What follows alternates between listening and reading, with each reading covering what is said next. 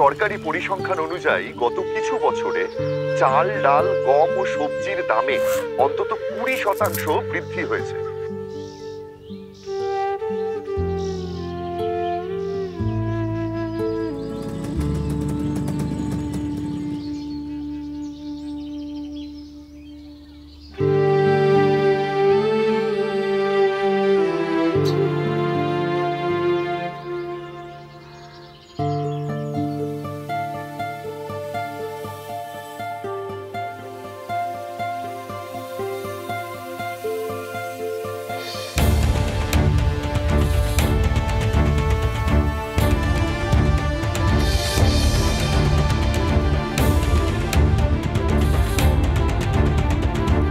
লক্ষ্মীর ভান্ডার করছে বাংলার নারীদের অধিকার অর্জন। জোড়া ফুলে ভোট দিয়ে হোক বাংলা বিরোধীদের বিসর্জন।